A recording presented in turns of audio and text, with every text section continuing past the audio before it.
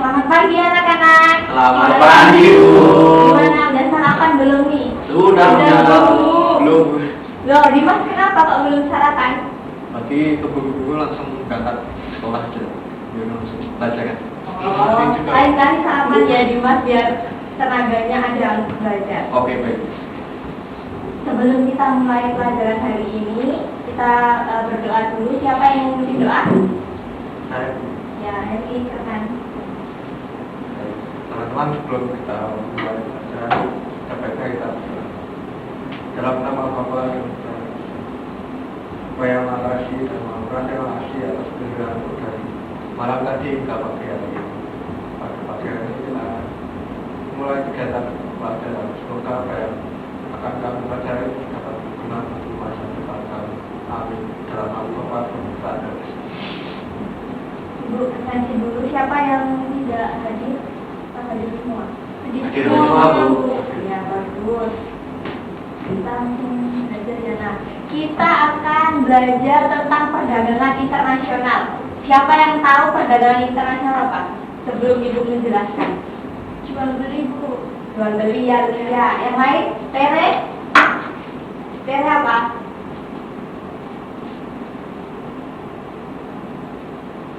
Kerjasama antar negara, Bu. Ya, benar. Ada yang lain? Ya, cuma? Ekspor-impor. Ya, benar. Tentu ada ekspor impor ya kalau perdagangan internasional. Heri mau menjawab? Kerjasama ekonomi yang saling menguntungkan dua negara atau lebih. Ya, Deva?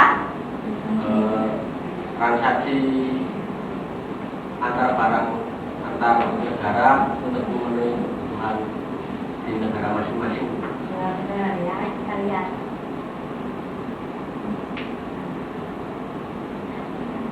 Nah, ini pengertian perdagangan internasional. Nah, kalian tadi sudah menyebutkan ada jual beli, tukar menukar. Nah, perdagangan internasional itu adalah suatu proses tukar menukar, ya, atau jual beli barang dan jasa. Nah, itu terjadi antara dua negara atau lebih.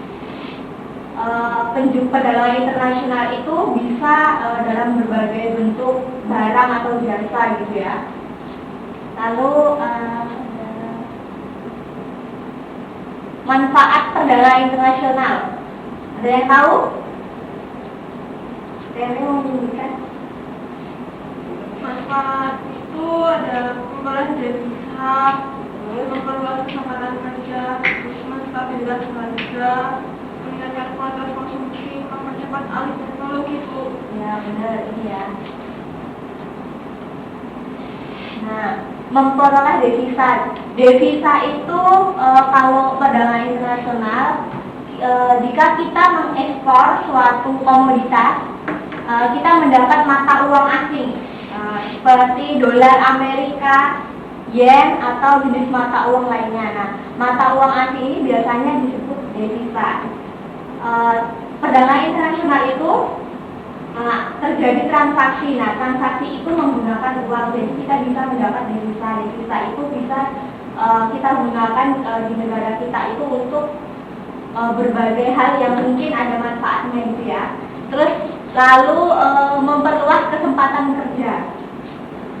Perdagangan internasional itu ada kegiatan ekspor. Nah, memberi kesempatan untuk memperluas kesempatan kerja untuk menghasilkan barang ekspor yang dibutuhkan. Nah, itu ada kegiatan ekspor. Kita mengekspor barang-barang yang diproduksi di negara kita itu ke luar negeri.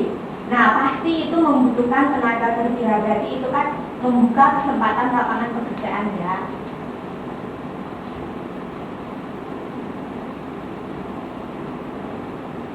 Lalu ada menstabilkan harga-harga.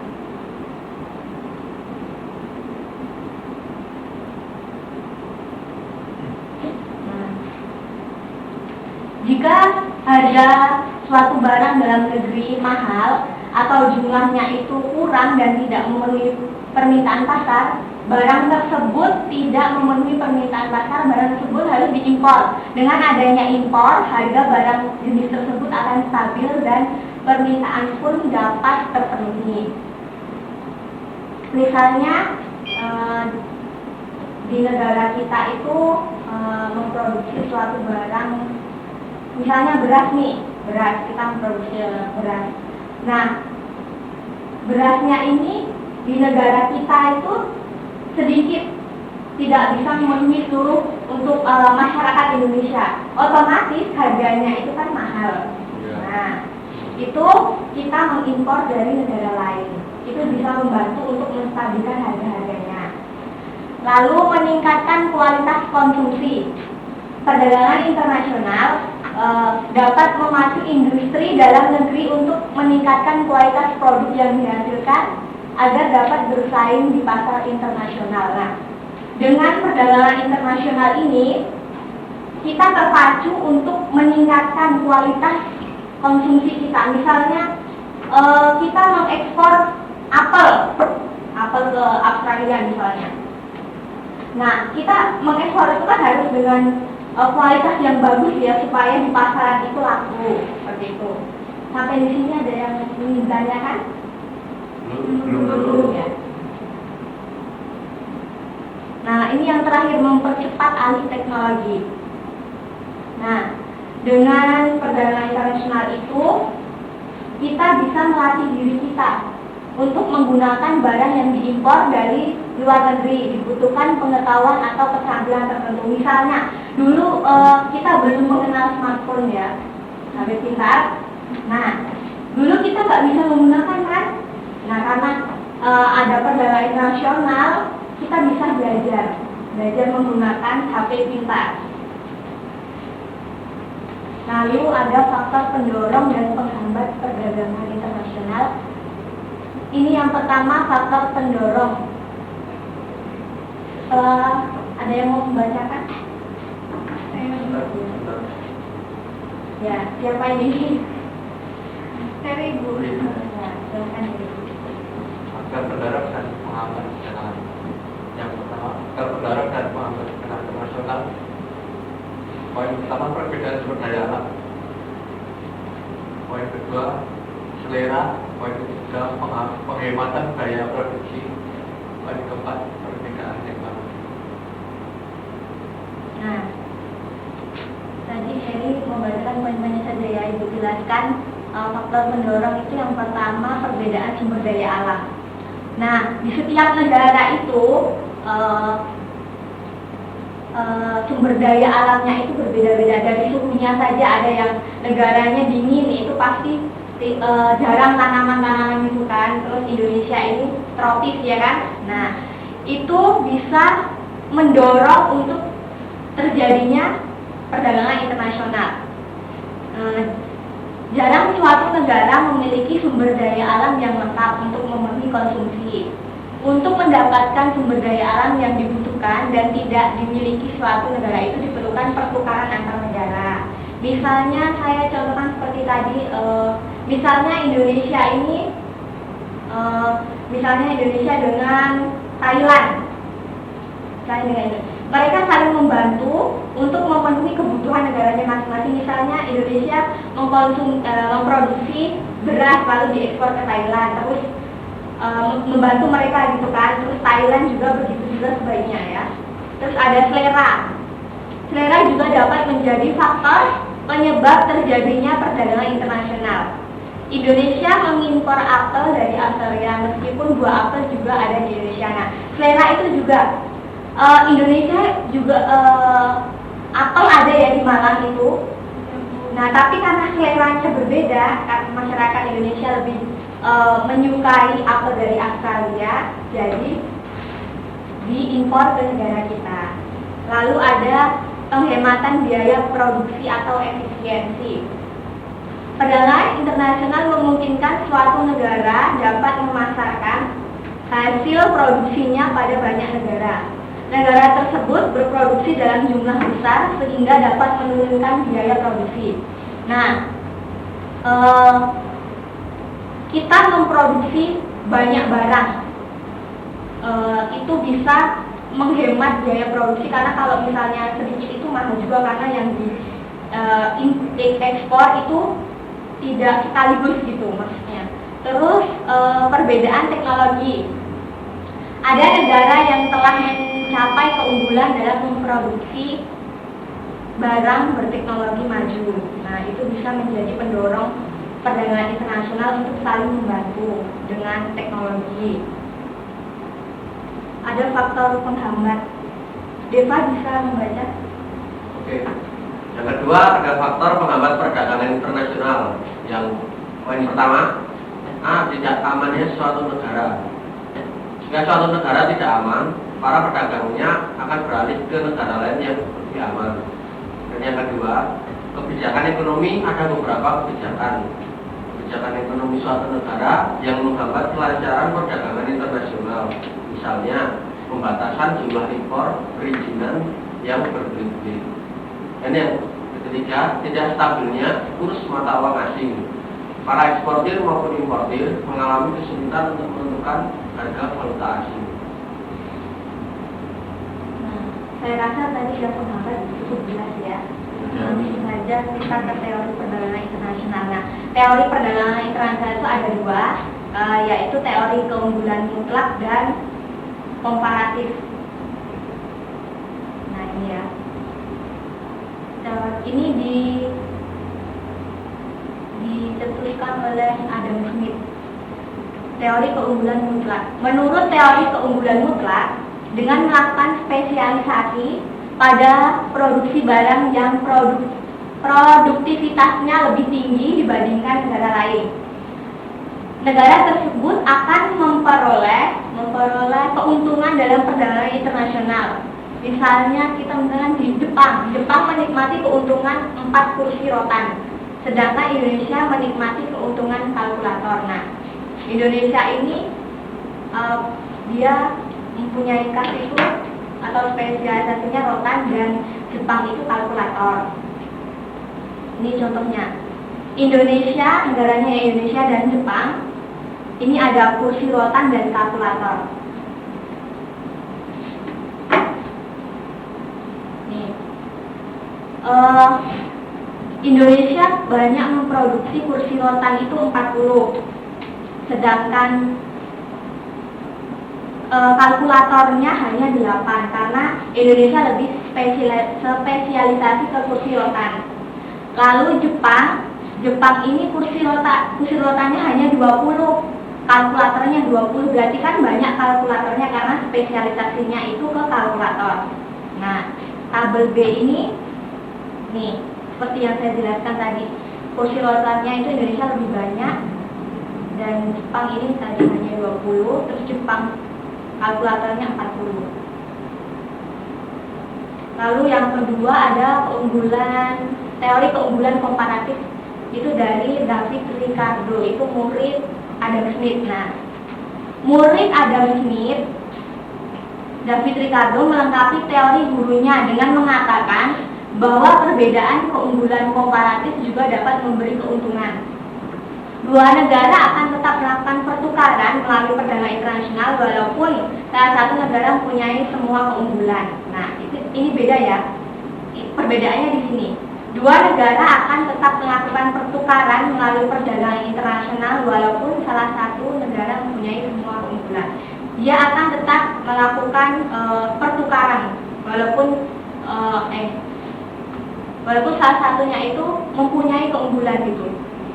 Meskipun Australia, contoh yang tadi, meskipun Australia memiliki keunggulan mutlak dalam produksi bol dan katun, ternyata beda ya.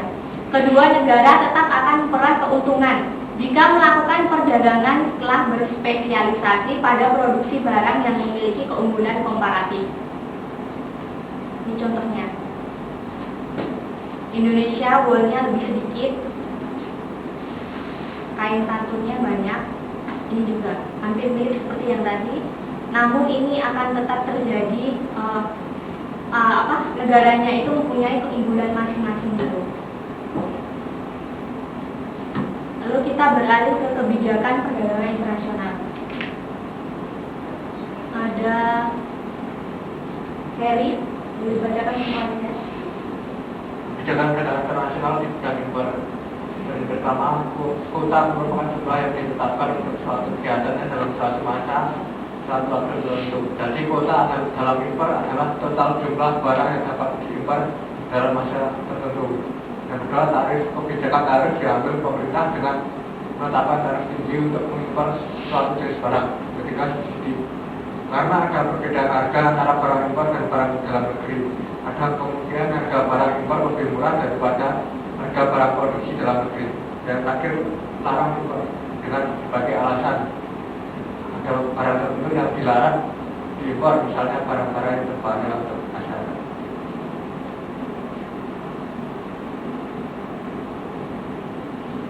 Ini kebijakan perdagangan internasional di bidang impor, berarti negara lain itu memberikan kita barang gitu ya. Impor itu artinya masuk. Nah, ini kebijakannya ada kuota. Kuotanya itu tidak boleh terlalu banyak. Nah, jadi kuota dalam impor adalah total jumlah barang yang dapat impor dalam negeri. Jika terlalu banyak itu bisa merusak harga barang-barang yang ada di dalam negeri Indonesia. Terus ada tarif. Kebijakan tarif ini diambil pemerintah dengan menetapkan tarif tinggi untuk mengimpor suatu jenis barang. Jadi ditentukan harga jika negara lain ingin mengimpor ke negara kita. Terus ada subsidi. Nih, karena ada perbedaan harga antara barang impor dan barang dalam negeri. Terus ada larangan impor dengan berbagai alasan. Ada barang tertentu yang dilarang diimpor, misalnya barang-barang yang berbahaya untuk masyarakat, yang merugikan.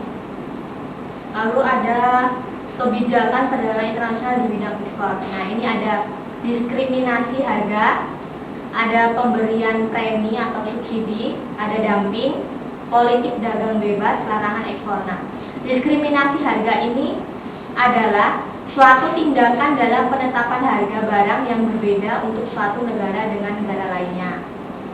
Lalu ada subsidi, kebijakan yang diambil pemerintah untuk memajukan ekspor adalah dengan memberi premi kepada badan usaha yang melakukan ekspor. Nah, mereka memberikan subsidi agar mungkin tidak terlalu mahal untuk mengekspornya. Lalu ada dumping. Dumping adalah kebijakan yang diambil oleh pemerintah dengan menetapkan barang ekspor atau harga barang di luar negeri lebih murah daripada harga di dalam negeri. Politik dagang bebas. Ini merupakan suatu kebijakan yang membuat masing-masing pemerintah itu memberi kebebasan dalam ekspor dan impor. Berarti pemerintah Indonesia ini membebaskan mau mengekspor apa saja gitu. Tetapi tentu bukan barang yang dilarang gitu ya. Terus larangan ekspor. Nih, kebalikan dari larangan impor. Seperti yang tadi. Nah, perdagangan internasional itu, kebijakan perdagangan internasional itu juga mempunyai tujuan. Kebijakan perdagangan internasional diterapkan baik dalam kegiatan maupun dalam kegiatan ekspor, dalam kegiatan impor maupun dalam kegiatan ekspor, ditujukan untuk mengatasi dampak buruk dari mengimpor barang. Ada beberapa keburukan mengimpor suatu barang. Salah satunya adalah perusahaan dalam negeri yang memproduksi jenis barang yang sama akan gulung tikar karena kalah bersaing dengan barang impor. Nah, setelah belajar barang internasional, ada yang bisa menyimpulkan? Silahkan, siapa? Lucy? Saya tadi yang manfaat Bu, Ya. manfaat perdagangan internasional. Yang pertama adalah menstabilkan harga, mendapatkan devisa, tersedianya lapangan pekerjaan, dan mempercepat alih teknologi. Ya, benar. Yang lain? Saya Ya, saya faktor mendorong perdagangan internasional. Ada perbedaan sumber daya alam, selera, penghematan biaya produksi dan perbedaan teknologi. benar. Ada lagi? Saya Bu, Ya, teori aja. kamu jelaskan manfaatnya Bu. Yang pertama itu mengolah devisa, yang kedua memperluas kesempatan kerja, yang ketiga menstabilkan harga, yang keempat meningkatkan kualitas konsumsi, yang kelima mempercepat alih teknologi. Ya, Ya benar, sama dengan Lucia ya. Mungkin Deva, Mas Deva di belakang. Tujuan dari perdagangan internasional itu adalah untuk memenuhi kebutuhan barang atau jasa yang tidak ada di satu negara dengan membeli dari negara lain, Ya. dan untuk mensejahterakan negara, kedua negara ataupun negara-negara yang berjual beli untuk memenuhi kebutuhan negara. Ya, benar. Ya, ini materi kita tadi agak banyak ya, jadi sepertinya memang kita harus kalian harus membaca lagi di rumah, karena tadi terlalu cepat. Kalau misalnya ibu nggak menjelaskan satu-satu seperti tadi, kalian nanti mungkin kurang paham gitu ya. Nah, setelah kita belajar ini, gimana perasaan kalian? Aku ingin Menambah apa pengetahuan pasti Iya, kan? iya. Ya. Kalau Mas Dimas gimana? Mas Dimas ya, gimana? Saya sudah masuk, tapi saya pengen baca lagi, Iya. mendalami lagi. Ya. Baik, cukup sekian yang Ibu bisa sampaikan. Kita akhiri pembelajaran hari ini dengan doa. Siapa yang ingin memimpin doa? Saya Ya, Erwin. Teman-teman belum menutup pelajaran dapat kita dalam Bapak masih ada berkati kami dalam pelajaran pada pagi hari ini. Semoga apa yang kami pelajari dapat berguna bagi diri kami dan masyarakat. Amin. Dalam nama Bapa dan Putra dan Roh Kudus. Aduh, aku lali. Jangan lagi soal yang aku lali, yang kayak itu dong.